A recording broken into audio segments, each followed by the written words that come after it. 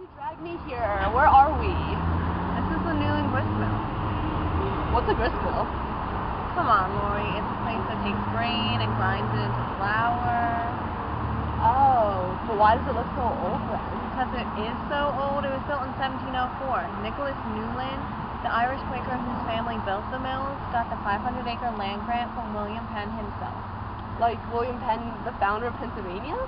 Well, if he's been paying attention in the U.S. You know it.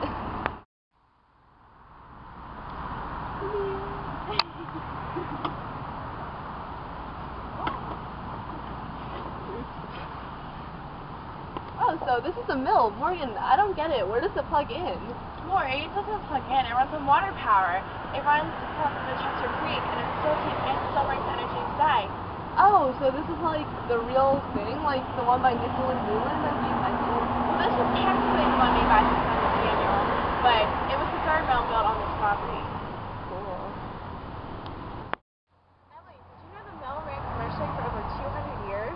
Yep, they grinded wheat, corn, oats, buckwheat, and rye until 1941, and it stayed within the Newland family until 1817. They currently grind corn into cornmeal and sell it to tourists. Really? I can't believe something that old still alive. They had to change it. Nope, it still works. They use the original dam and mill race. The inner gears did have to be changed to meet changing operational standards, but other than that, this is the original. Wow. I wouldn't have wanted to live during this time. It sounded like so much work. Things were made easier by America's natural system of rivers. Transportation on water saved time and money. Water was good for more than one thing. It fueled mills like this one and others like it. It could also fuel factories. With all these factories and all this trading, it's no wonder development often occurred along riverbanks. That must have been convenient. Trading and industry were an essential part of the economy. I still don't get it. Why should I care about all this stuff? Can you imagine what colonial life would have been like if mills like this hadn't been created? It was hard enough establishing yourself in a new land. Didn't they also have to cook and make their clothes and clean their whole households? And raise a family and work the land or work in their industry? You know, women had a very strong role at the time. They were subservient to their husbands but could still influence decisions in their home.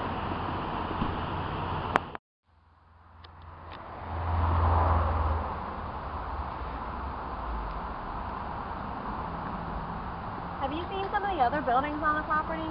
What else is there besides the mill?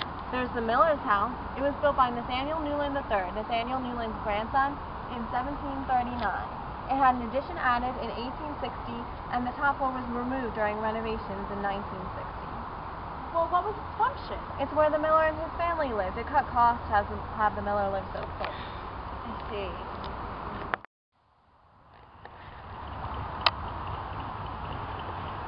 Emily, what's this house? The Trimble House. Oh, the Trimble House.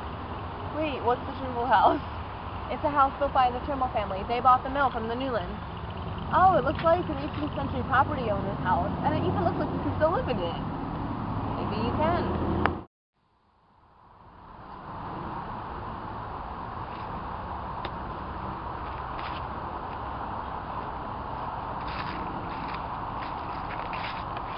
The colonists must have been so much more self-sufficient than we are today. I mean, they had to use barns as a means of storage to maintain their properties. That's probably true. I guess that's why historians moved this barn here in 1986. So you're telling me this thing, the office, is important to the whole mill thing as well? Well, not really. It was built in 1850. First it was a railroad, and then it was a post office, and now it's just an office for the department. That works. Yeah.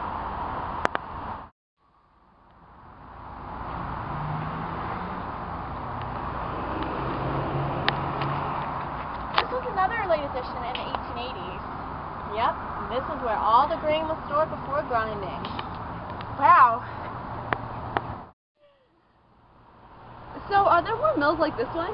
There sure are. They were all throughout the middle colonies, but especially in New York, New Jersey, Pennsylvania, and Delaware. Why were they needed in New England? Well, New England relied more on shipbuilding than grinding corn. Oh, so how do they make money in the South? Well, in the South, they had big plantations, and they grew rice, indigo, and tobacco. How did colonists harvest these large plantations? Well, they use slave labor because they're so freaking expensive. Do mills require a lot of labor? Not really. Well, not as much as the plantations did. That's probably why slavery wasn't common in the North, because they didn't need slave labor to survive economically. This one doesn't seem that great. It seems like so much work for not a lot of money. Well, millers can make more money by turning grain into whiskey. Wow, I never knew that. Were there other kinds of mills? Yeah, there was 3 types, but the most simple one was the water wheel, and that was basically a horizontal wheel with a vertical shaft attached. Complicated for a simple one.